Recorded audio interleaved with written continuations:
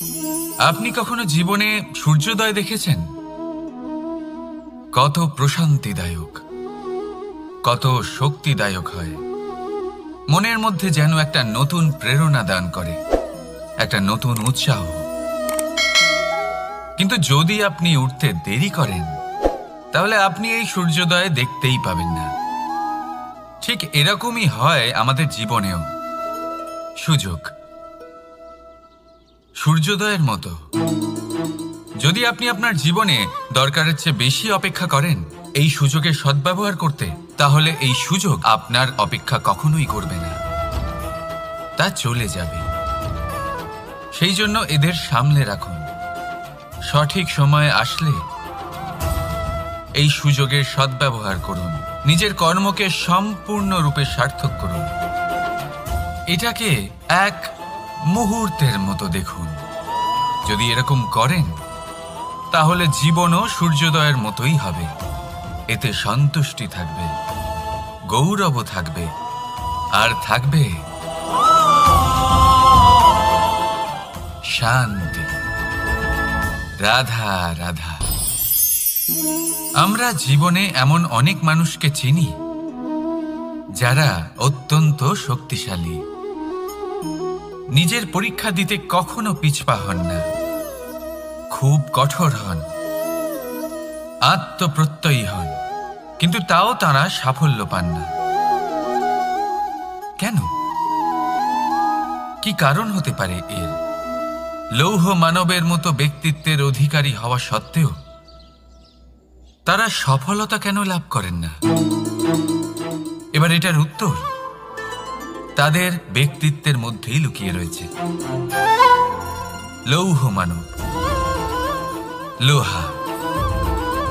আপনি কখনো লোহাকে দেখে থাকবেন, অত্যন্ত শক্তিশালী, অত্যন্ত কঠিন, কিন্তু শুধু তখনই যখন সেটা শান্ত থাকে, শীতল থাকে। তাকে উত্তপ্ত করুন, তা আর কঠিন থাকবে না। তার উপরে এক আঘাত করুন আর তার আকৃতি বদলে যাবে। বুঝলেন? যদি আপনিও জীবনে নিজের শক্তি দিয়ে, নিজের নিরন্তর প্রচেষ্টা দিয়ে বড় কিছু করতে চান, তাহলে সর্বপ্রথম একে শান্ত করে রাখুন, একে শীতল করে রাখুন। জীবনে যা পেয়েছেন তাতেই সন্তুষ্টি পেতে শিখুন। এই ক্রোধের তাপে নিজেকে বদলাবেন না। চিনতে শিখুন সেই চিন্তাগুলো যা ক্রোধ বাড়িয়ে দেয়, আর সেগুলোকে শেষ করে দিন, নয়তো সেই রাগ আপনার পতন অবশ্যই ঘটাবে। রাধা রাধা। আমরা অনেকবার লোকের থেকে এই কথা শুনেছি, জীবনে যখনই ধন অর্জন করবে বাঁচিয়ে রাখবে। কি হয়, কঠিন পরিস্থিতিতে আপনার খারাপ সময় তা আপনার কাজে আসে। কিন্তু এই কথা কি 100% সত্যি? ভাবুন, এই সমস্ত ধন যে আপনি অর্জন করেছেন তা কি আপনাকে সুস্বাস্থ্য দিতে পারবে? এই সমস্ত ধন কি আপনাকে সুখ এনে দিতে পারবে? পারবে না, তাই না? চলুন আমি আপনাকে একটা কথা বলি। পরমেশ্বর, ঈশ্বর, যদি এই ঈশ্বরের ওপর আপনি বিশ্বাস রাখেন, সর্বদাই ভালো কাজ করেন, সবার মধ্যে প্রেম ছড়িয়ে দেন, আর সবার জন্য শুধু ও শুধুমাত্র শুভকামনা করেন, তাহলে আপনার সাথে কখনো কোনো খারাপ হতে পারে না। তাই সময় বদলান, সময় বদলানোর উপকরণ নয়। আর ভালোবেসে বলুন, রাধা রাধা। অনেকবার আমাদের দৃষ্টিভঙ্গি এমন হয়ে থাকে যে আমাদের আসল সত্যের থেকে অনেকটা দূরে নিয়ে যায়।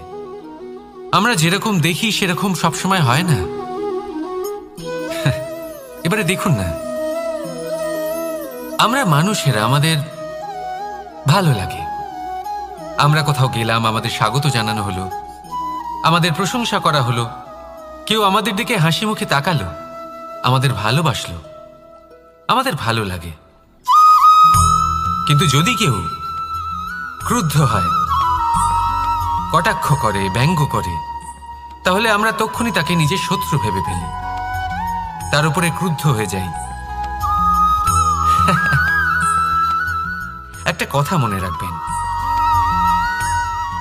এই হাসি সবার জন্যই হয়। আপনি তাদেরকেও হাসি উপহার দিতে পারেন যাদের আপনি চেনেন, তাদেরও দিতে পারেন যাদের আপনি চেনেন না। ছোটদের দিতে পারেন, বড়দের দিতে পারেন, সবার জন্যই হলো এই হাসি। কিন্তু ক্রোধ, ক্রোধ তাদের ওপরেই আসে যাদের আমরা জীবনে কখনো হারাতে চাই না, যাদেরকে আমরা অসম্ভব ভালোবাসি, যাদের জন্য আমরা আশা করি যে তাদের জীবনের পরবর্তী সময় সব সময় সুখময় হোক, উজ্জ্বল হোক। সেই জন্য আপনার জীবনের সমস্ত সেই ব্যক্তি যারা আপনার উপরে ক্রুদ্ধ হন, কটাক্ষ করেন, জরুরি নয় তিনি আপনার শত্রুই হবেন। হতে পারে সে হলো আপনার শুভাকাঙ্ক্ষী, যিনি আপনার শুধুমাত্র ভালোই চান, যিনি আপনার জন্য একটা সুন্দর ভবিষ্যৎ চান। সেই জন্য সব সময় মন দিয়ে অন্যের কথা বোঝার প্রয়াস করুন। আপনি জানতে পারবেন তাদের কর্মের ধর্ম কি হতে পারে, আপনি জানতে পারবেন তাদের ক্রোধের মর্ম কি হতে পারে। রাধা রাধা। জীবনের এই পথে এগোতে এগোতে আমরা কোথাও থেমে যাই, আমরা জানি না কেন। আমরা চেষ্টা করি যেন আমরা সামনে এগোতে পারি, কিন্তু এরকম হয় না। কি কারণ হতে পারে এর? আসুন আমি আপনাকে বোঝাই। মনে করুন আপনি কোনো রাস্তায় হাঁটছেন, আপনার পা মুচকে গেল, আপনি পায়ে আঘাত পেলেন। এখন এই আঘাত যদি আপনাকে পথ চলতে বাধা দেয়, তখন আপনি থেমে যান। যদি আপনার ভাবনা চিন্তা ক্ষুদ্র হয়, তাহলে আপনি জীবনে কখনোই এগোতে পারবেন না। ভেঙে যাওয়া কলম দিয়ে আপনি কখনো চিঠি লিখতে পারবেন না। ঠিক সেইভাবেই যদি আপনার মনে অন্যের জন্য হিংসা থাকে, তাহলে আপনি আপনার নিজের ভাগ্য লিখতেই পারবেন না। কাজের প্রতি আলস্য আপনাকে কখনো ধনী হতে দেবেই না, আর ধনের প্রতি লোভ তা আপনাকে কখনো মহান হতে দেবে না। ছোট একটা কথা, কিন্তু এ হলো অত্যন্ত গুরুত্বপূর্ণ। ভাবনা চিন্তা অবশ্যই করুন, আর বোঝার চেষ্টা করুন সেটা যা আপনি বুঝতে চান। হতে পারে আপনি এমন কোনো পথ খুঁজে পেলেন যার ফলে আপনি কোনো খারাপ পথে যেতে যেতে থেমে গেলেন, বা আপনি এমন কোনো অর্থ খুঁজে পেলেন যা আপনাকে মহান হবার পথে অগ্রসর করে দিল। রাধা রাধা। অহংকার এ হলো ছোট একটা শব্দ, কিন্তু এর প্রভাব অত্যন্ত বৃহৎ হয়ে থাকে। আর সব থেকে বড় সমস্যা হলো মানুষ আজ অবধি বুঝতেই পারেনি যে এই অহংকারের বাস্তব রূপ কিরকম।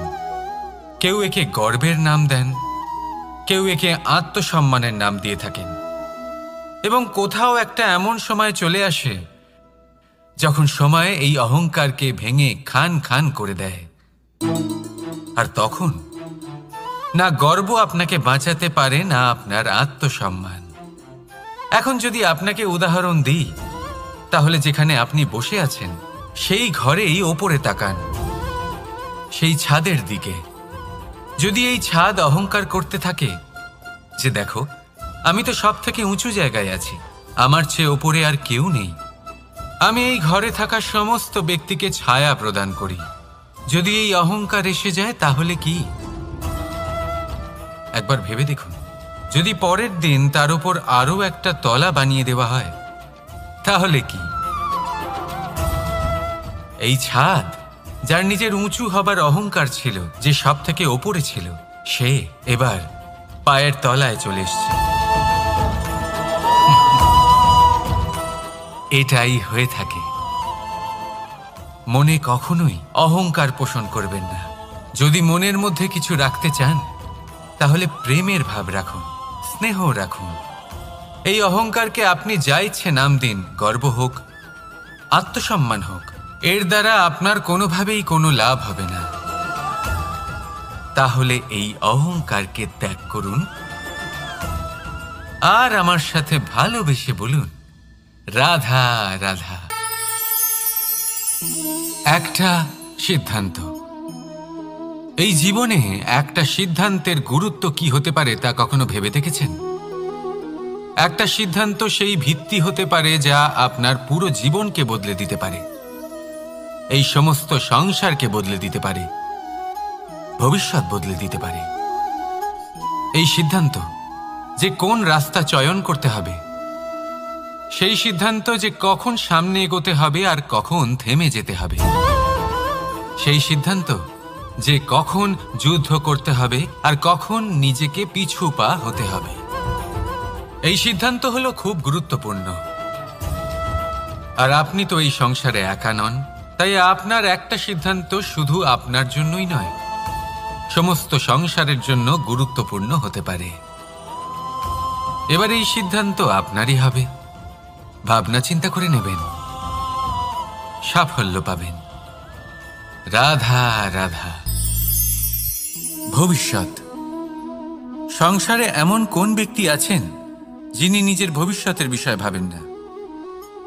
যে কেউ ভাবেন আমার ভবিষ্যৎ কিছু এরকম হবে, আমি ভবিষ্যতে এরকম কিছু একটা করব, এই সুবিধা থাকবে, এই আনন্দ পাবো, ইত্যাদি ইত্যাদি। কিন্তু সত্যি বলি, ভবিষ্যতের থেকে বড় ভণ্ড আর কেউ নেই। ভবিষ্যৎ আপনাকে ছেড়ে চলে যাবে, আপনি জানতেও পারবেন না। ভবিষ্যৎ আপনার থেকে আপনার বর্তমান কেড়ে নেবে। অনেক সময় আমরা ভবিষ্যতের বিষয় ভাবতে থাকি, দুশ্চিন্তা করতে থাকি। ভবিষ্যৎ দিয়ে নিজেকে এতটাই ঘিরে ফেলি যে বর্তমান কি তা ভুলেই যাই, তার বোধই আমাদের থাকে না। ভাবুন, ভবিষ্যৎ কি? ভবিষ্যৎ হলো সেটাই যা এখনো পর্যন্ত ঘটেনি। বর্তমান হলো সেটা যা এখন ঘটছে। তাহলে যা এখনো ঘটেইনি তার বিষয়ে দুশ্চিন্তা করে নিজেকে ব্যতিব্যস্ত কেন করছেন? এই বর্তমান, এটাই হলো গুরুত্বপূর্ণ। এর উপরে সমস্ত ভাবনা কেন্দ্রীভূত করুন। মনে লক্ষ্য অবশ্যই রাখুন, কিন্তু পুরো মনোযোগ শুধু বর্তমানে থাকবে। এই বর্তমানকে যদি সামলে নিতে পারেন, তাহলে আপনার ভবিষ্যৎ এমনি উজ্জ্বল হয়ে উঠবে। তাহলে আসুন আমার সাথে ভালোবেসে বলুন, রাধা রাধা। সময়। কথায় আছে, আমাদের জীবনের প্রত্যেক মুহূর্ত স্বর্ণর মতো হয়। এবার হয় আমরা একে নিজেদের কাছে রাখতে পারি বা একে আমরা চলে যেতে দিতে পারি, কারণ এই ছোট ছোট মুহূর্তই আছে যা আমাদের জীবনকে গড়ে তোলে। এখন এই জীবন কেমন হবে তা আমাদের উপর নির্ভর করে। যদি আপনি একটা মুহূর্তের যত্ন না নেন, যদি আপনি এক মুহূর্ত ভালো না বাসেন, যদি আপনি এক মুহূর্ত স্নেহের আনন্দ না উপভোগ করতে পারেন, তাহলে দেখতে দেখতেই আপনার সমস্ত সময় নষ্ট হয়ে যাবে, আপনি জানতেও পারবেন না। অর্থাৎ এই সময় স্বর্ণ হতে পারে না। তবে আমরা একে স্বর্ণ বানিয়ে নিতে পারি আমাদের চেষ্টার মাধ্যমে। এই সময় শুধু একটি লাঙল যা মাটির সাথে লড়াই করতে পারে, আর কিছু নয়। একটা অত্যন্ত গুরুত্বপূর্ণ কথা মনে রাখবেন, আপনার কাছে শুধু সময় আছে। এবার আপনি এটা দিয়ে স্বর্ণ বানাবেন না ঘুমিয়ে স্বপ্ন দেখে একে নষ্ট করবেন, সিদ্ধান্ত আপনারই। রাধা রাধা। ভগবান। প্রত্যেক কঠিন পরিস্থিতিতে এই নামই আছে যা আমাদের উপায় দিয়ে থাকে। ব্যক্তি যান, ভগবানের পুজো করেন, আরাধনা করেন, ব্রত পালন করেন, মন্দিরে যান, পুজো পাঠ করেন, ভগবানকে জাগিয়ে তোলেন। আর তারপর শুরু হয় সমস্ত প্রশ্ন। হে ভগবান, আমার সাথে এরকম কেন হচ্ছে? কেন আমারই জীবনে এত দুঃখ আছে? আমি কিভাবে এর সম্মুখীন হব? আমাকে কেন এত কষ্ট ভোগ করতে হচ্ছে? হে ভগবান, আমি কি করব? আমাকে সাহায্য করুন, কোনো রাস্তা দেখান।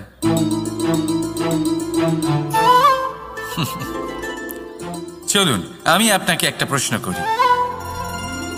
মন্দিরে যাওয়ার চেষ্টা করার আগে আপনি কি জীবনে ততটা চেষ্টা করেছেন যতটা সেই সমস্যাকে দূর করার জন্য দরকার ছিল? দ্বিতীয় প্রশ্ন, ভগবানকে জাগানোর পূর্বে আপনি কি নিজেকে জাগিয়ে তুলেছেন? আপনি কি আলস্য ত্যাগ করেছেন?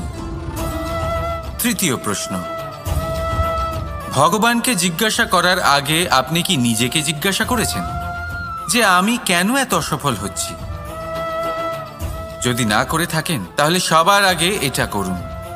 আপনি সমস্ত প্রশ্নের উত্তর পাবেন, সমস্ত বিপদের পরিত্রাণ পাবেন।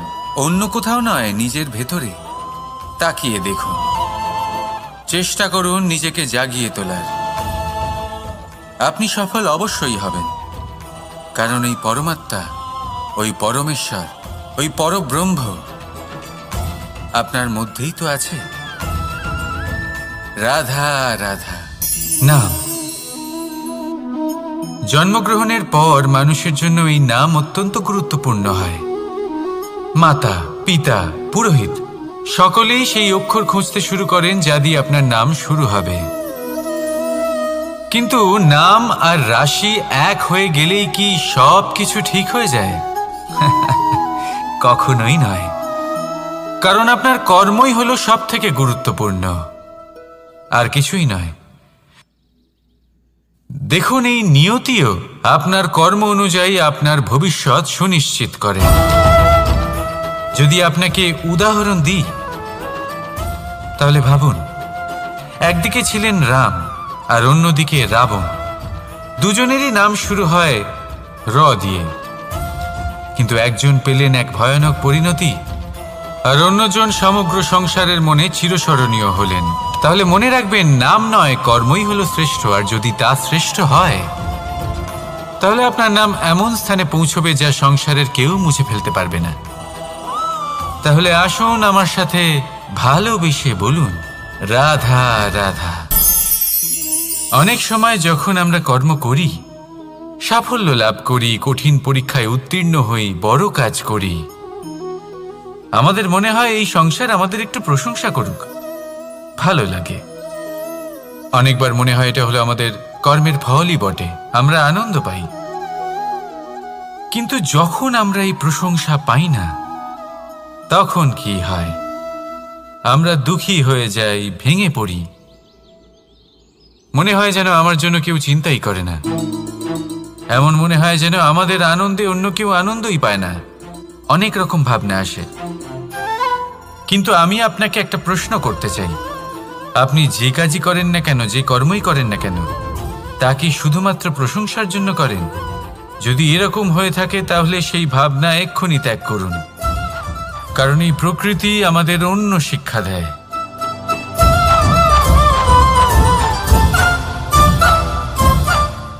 এই ফুলকে দেখুন, এই যে ফুলের সুবাস, যা আমার মনকে উচ্ছ্বসিত করে তোলে, মনে শক্তির সঞ্চার করে, এই সুগন্ধ। কিন্তু ভেবে দেখুন, ফুলের কিন্তু এই কাজ করার জন্য কোনো প্রশংসারই প্রয়োজন হয় না। এটাই হলো প্রকৃতির শিক্ষা। যিনি সৎ হন, সৎকর্ম করেন, তার কোনো প্রশংসার প্রয়োজন হয় না, কারণ ওনার কর্মই হলো ওনার সুবাস। মনে রাখবেন, আতর নকল ফুলে দেওয়া হয়, প্রকৃত ফুলের তার কোনো প্রয়োজন হয় না। সেইভাবেই আপনিও কর্ম করতে থাকুন শুভ চিন্তা নিয়ে। এই মনকে সবসময় শান্ত রাখুন, স্বচ্ছ রাখুন। যদি এরকম করেন তাহলে আপনার কর্ম এমন সুবাস ছড়াবে যে আপনার জীবনে শুধু এবং শুধুমাত্র আনন্দই থাকবে। তাহলে এই আনন্দ সহকারে বলুন, রাধা রাধা। এই সংসারে এমন কোনো পর্বত নেই যা এতটাই উঁচু যে মানুষ তার শিখরে পৌঁছতে পারবে না, তাকে অতিক্রম করতে পারবে না। এই সংসারে এমন কোনো সাগর নেই যা কিনা এতটাই গভীর যেখানে মানুষ তার তলদেশে পৌঁছে ফিরে আসতে পারবে না। একটা ছোট্ট বরফের টুকরো পর্বতের শিখরে গলে গিয়ে বইতে থাকে, আর দেখতে দেখতেই তা মহানদী গঙ্গায় পরিবর্তিত হয়। এর কারণ কি? এর কারণ হলো প্রচেষ্টা, প্রারব্ধ নয়। এই প্রচেষ্টাই সুনিশ্চিত করে যে আপনার প্রারব্ধ কি হবে। এই সমস্ত কিছু হলো প্রচেষ্টা আর প্রারব্ধের খেলা। আপনার প্রচেষ্টা যেরকম হবে আপনার প্রারব্ধ সেরকমই হবে। আর আপনার প্রচেষ্টা যদি উচ্চ মানের হয় তাহলে প্রারব্ধকে আপনার সামনে নত হতেই হবে। কি বলেন? তাহলে আসুন আমার সাথে ভালোবেসে বলুন, রাধা রাধা। অনেক সময় মানুষ অতীতকে দেখেন আর তখন অহংবোধে পরিপূর্ণ হয়ে ওঠেন। কখনো বর্তমানের দিকে তাকান, ভবিষ্যতের দিকে তাকান আর পরিতৃপ্তিতে ভরে ওঠেন। কেন বুঝতে পারেন না একটা সহজ কথা? এই যে সৃষ্টি, এই সৃষ্টি হলো একটা বড় চক্র যা বারংবার আপনার কাছে ফিরে আসবেই। কঠিন থেকে কঠিনতর পরীক্ষায় আপনাকে নিযুক্ত করবে যাতে আপনাকে উত্তীর্ণ হতেই হবে। যা কাল ছিল তা আজ নেই, এটা সবাই জানেন। যা আজ আছে তা হয়তো কাল থাকবে না, এটাও আপনাকে মেনে নিতে হবে, তাও আবার হাসি মুখে। শান্ত থাকতে শিখুন আর কখনোই মনের মধ্যে অহংকার উৎপন্ন হতে দেবেন না। হতে শিখুন সেই হিমবাহের মতো। হয়তো এই জন্যই এত শীতল থাকে কারণ ও জানে গতকালও জল রূপে ছিল, আজ বরফ রূপে হয়তো আছে, কিন্তু কাল পুনরায় সে জলেই পরিণত হবে। নিজেকে শান্ত রাখুন। হয়তো আজ আপনি সাফল্যের শিখরে আছেন, হয়তো বা নেই। আপনাকে প্রত্যেক দিন অবশ্যই দেখতে হবে। শুধু নিরন্তর প্রচেষ্টা করতে থাকুন, প্রত্যেক পরিস্থিতির জন্য তৈরি থাকুন আর একে ভারসাম্যে রাখতে শিখুন। আপনার কাল হোক, আজ হোক বা আগামীকাল, আপনার ভালো দিন হোক বা খারাপ দিন, সব পবিত্র হয়ে যাবে। তাহলে আসুন আর আমার সাথে ভালোবেসে বলুন, রাধা রাধা। দোল উৎসবে এই সমগ্র সংসার রং নিয়ে খেলা করে, কিন্তু এই রঙের সারমর্ম এই সংসার কি জানে? কখনো দেখেছেন একটা চিন্তিত মুখ শুধুমাত্র রঙের স্পর্শ পেয়ে আনন্দিত হয়ে ওঠে? দোলে আমরা কি করি? পুরাতনকে ত্যাগ করি আর নতুনকে স্বাগত জানাই। শিশিরকে বিদায় জানিয়ে এক নতুন ঋতুকে আগমন জানাই। দুশ্চিন্তা দূর করে আসার নতুন রঙে রঙিন হয়ে ওঠা, নিজেকে আনন্দিত করা, এটাই তো হলো দোল। এবার দোলের একটা ব্যাপার আছে, দুটো রঙে একসাথে রঙিন হওয়া যায় না।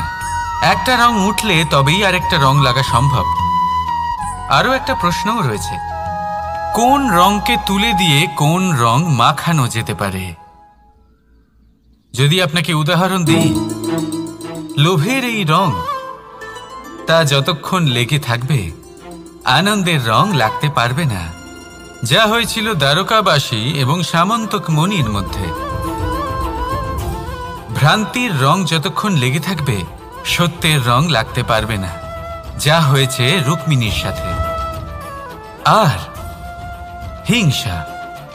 হিংসার এই রং যতক্ষণ লেগে থাকবে প্রেমের রং ততক্ষণ লাগতেই পারবে না, যা হয় আপনার আমার সবার সাথে। তাহলে আসুন একসাথে মিলে দোল পালন করি এবং সবকিছুর উপরে বিজয় লাভ করি।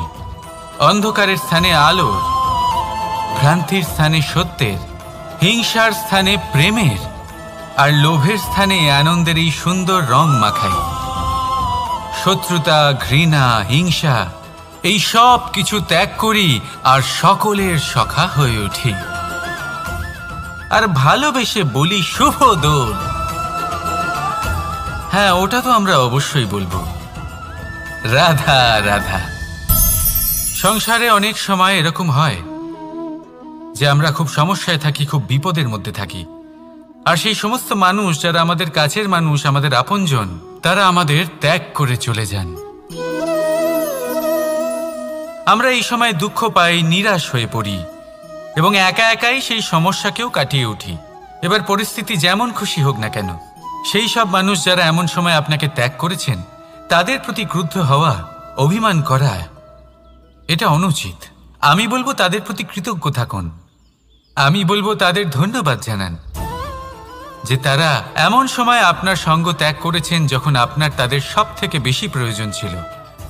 কারণ দেখুন, হয় তাদের বিশ্বাস ছিল যে আপনি নিজেই এই বিপদ থেকে বেরিয়ে আসতে পারবেন, বা তাদের ত্যাগ করার জন্য আপনি নিজের উৎসাহ বাড়িয়ে তুললেন, আপনি নিজের শক্তি বাড়ালেন এবং নিজে সেই সমস্যা থেকে বেরিয়ে আসলেন। নিজের খারাপ সময়কে আপনি নিজেই ভালো সময় করে তুললেন।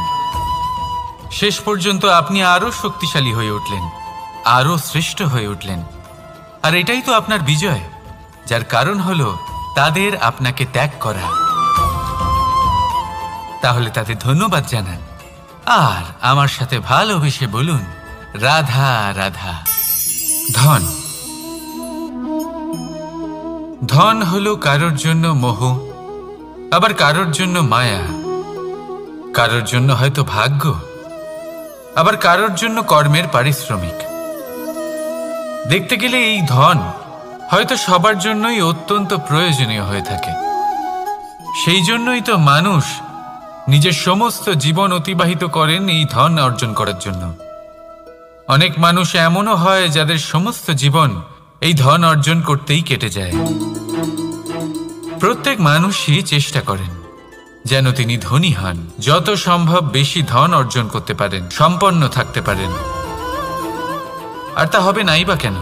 কারণ এটাই হলো এমন এক বস্তু যা আদান প্রদান এমন নানান কাজে আসে।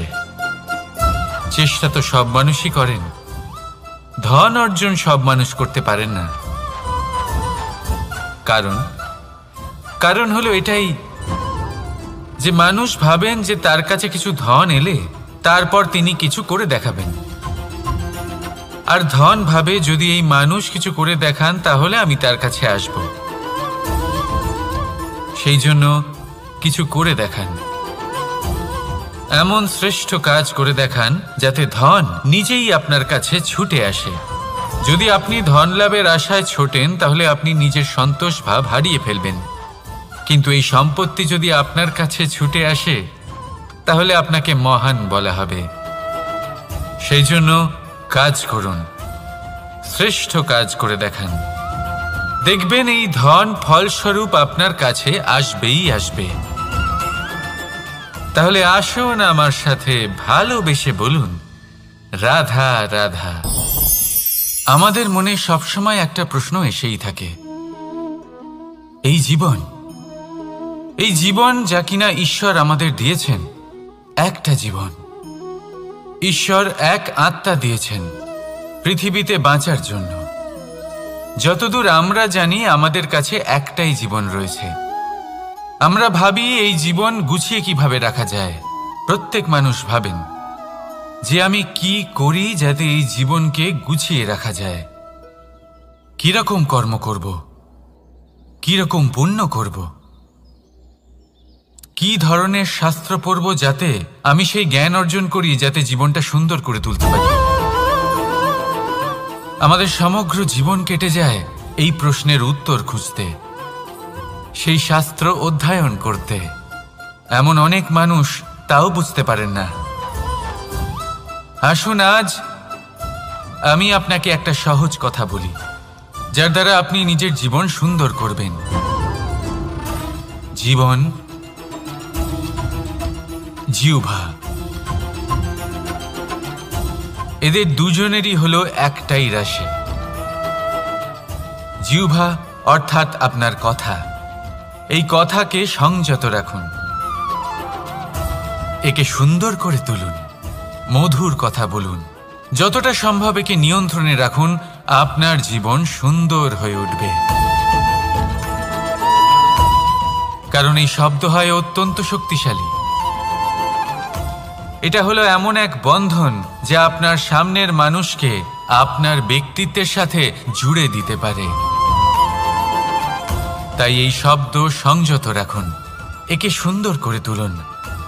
আপনার জীবন আপনা থেকেই সুন্দর হয়ে উঠবে। আর আসুন এই মধুর সুন্দর অনুভূতি দিয়ে বলুন, রাধা রাধা। জীবন, এই জীবন আসলে কি?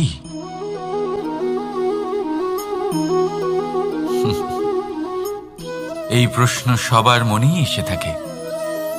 সবার মন এই প্রশ্নের জন্যই চিন্তিত থাকে। এই জীবন আসলে কি? এর উদ্দেশ্য আসলে কি? কি করা যেতে পারে এই জীবনে? এই জীবন কি কিছু পাওয়ার, নাকি এই জীবন কিছু হারাবার? এই জীবন কি আসলে সেটাই যেখানে আমাদের পরমাত্মার খোঁজ করা উচিত, নাকি আমাদের ধাবিত করা উচিত নিজেদের স্বপ্নের লক্ষ্যে? এই জীবন আসলে কি? এই জীবন আসলে অত্যন্ত সরল। এ হলো শান্ত জলের মতো, একটা আয়নার মতো। এই জীবন আসলে ঠিক যেন এক আয়নার মতো। আয়না কি করে? আপনাকে সেটাই দেখায় যা আপনি করে থাকেন। আপনি হাসি মুখে আয়নার দিকে তাকান, আয়না আপনাকে আপনারই মুখ দেখাবে, সেই হাসি সমেত। আপনি রেগে গিয়ে আয়নার দিকে তাকান, আয়না আপনাকে সেটাই দেখাবে। আপনি প্রসন্নভাবে হেসে আয়নার দিকে তাকালে আয়না আপনাকে সেটাই দেখাবে। এটাই হলো জীবন, একটা আয়নার মতো। আপনি এটা ভাববেন না যে এই জীবন আপনাকে কি দিয়েছে, বরং এটা ভেবে দেখুন যে আপনি এই জীবনকে কি প্রদান করেছেন। যদি আপনি এই জীবনকে সুখ প্রদান করেন, আনন্দ দিতে পারেন, ভালোবাসা দিতে পারেন, তাহলে এই জীবনও আপনাকে সুখ, আনন্দ আর ভালোবাসাই দেবে। তাহলে আসুন এই সুখ, আনন্দ আর ভালোবাসা দিয়ে বলুন, রাধা রাধা। ধরিত্রীর বুকে গজিয়ে ওঠা এই দুব্ব ঘাস দেখেছেন? দুব্ব ঘাস, যা আমাদের পাকে শীতল রাখে। এতে যদি বসেন তাহলে মনে হবে নরম কোথাও বসে আছেন। এত ছোট হলেও কিন্তু এর মধ্যে গুণ আছে অনেকগুলি, আর যতটা ছোট এটা ততটাই বড় শিক্ষকও। কিভাবে? ভাবুন, পাতা ঝরার মরশুমের পরে সমস্ত পাতা একত্রিত হয়ে থাকে। একটা ছোট ফুলকি সবাইকে জ্বালিয়ে দিতে পারে, সমস্ত পাতা পুড়ে ছাই হয়ে যায়। কিন্তু এই ঘাসের কিছুই হয় না, সে যেমন ছিল তেমনই থাকে। কারণ কি হতে পারে? প্রথম কারণ, এরা ছোট হয়। দ্বিতীয় কারণ, এরা বিনম্র হয়, বড়ই সহজে দমে যায় এরা। তৃতীয় কারণ, এদের মধ্যে নমনীয়তা থাকে। আপনিও নিজেকে এরকমই বানিয়ে ফেলুন। কখনো নিজেই নিজেকে কারোর থেকে বড় মনে করবেন না। নিজের এই মনকে বিনম্র রাখুন। এবং সবথেকে বড় কথা, নিজের এই মনে সহানুভূতি, প্রেম আর বিশ্বাসের নমনীয়তা বজায় রাখবেন। যদি এরকম করতে পারেন তাহলে জীবন সবসময় সুখে কাটবে। রাধা রাধা।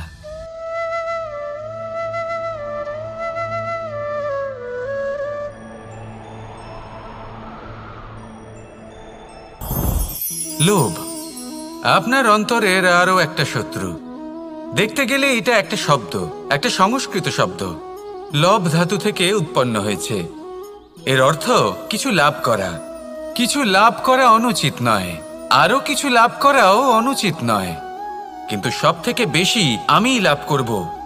আমি আরো চাই, আরো বেশি চাই, আরো বেশি পেতে চাই। এটাই হলো লোভ। আর এই লোভ যখন গ্রাস করে তখন আপনি যা পেতে চান, সে ধনই হোক বা মানই হোক, তা অর্জন করার জন্য মানুষ যে কোনো স্তরে পৌঁছে যেতে পারে। যদি মানুষ ধন অর্জন করতে চান তাহলে তার জন্য তারা অধর্মের পথেও চলতে পারেন। যদি সম্মান অর্জন করতে চান তাহলে অন্য মানুষকে ছোটও করতে পারেন। শেষ পর্যন্ত আপনার এটা মনে হতে পারে যে যদি একটু অল্পই প্রাপ্ত করতাম, কিন্তু ভালোবেসে প্রাপ্ত করতাম, এই জীবন আরো অনেক বেশি সুখী হতো। লোভ আপনার জীবনে, আপনার মনে কখন যে প্রবেশ করবে সেটা আপনি জানতেও পারবেন না। তাই এটা চিনতে শিখুন আর তৎক্ষণাৎ জীবন থেকে বাইরে ফেলে দিন। যা কিছু লাভ করতে চান তা ভালোবেসে লাভ করুন, আর সেই ভালোবাসার সাথেই বলুন, রাধা রাধা। জীবনে ক্ষমা চাওয়া তাও কিছুটা সহজ, ক্ষমা করতে পারা অত্যন্ত কঠিন। ক্ষমা। 2 অক্ষরের এই শব্দ হতে পারে, কিন্তু অত্যন্ত বড় এই শব্দ, অত্যন্ত গুরুত্বপূর্ণ এই শব্দ। কখনো কখনো অন্য কাউকে ক্ষমা করে দেওয়া তাও কিছুটা সহজ কাজ, কিন্তু নিজেকে ক্ষমা করতে পারা অত্যন্ত কঠিন হয়ে দাঁড়ায়। অতীতে যদি আমাদের এমন কোনো ভুল হয় যে কারণে আমরা নিজেকে ক্ষমা করতে পারি না, অনেক সময় এমন কিছু ভুল করে বসি যে বিষয় শুধু আমরাই জানি, কিন্তু আমরা নিজেকে ক্ষমাই করতে পারি না, আর আমাদের বিকাশ সেখানে স্তব্ধ হয়ে যায়। কারণ যদি আপনি ক্ষমা করতে না শেখেন, নিজেকে ক্ষমা যদি না করতে পারেন, তাহলে তা আপনার জীবনের সবথেকে বড় বাধা হয়ে দাঁড়াবে।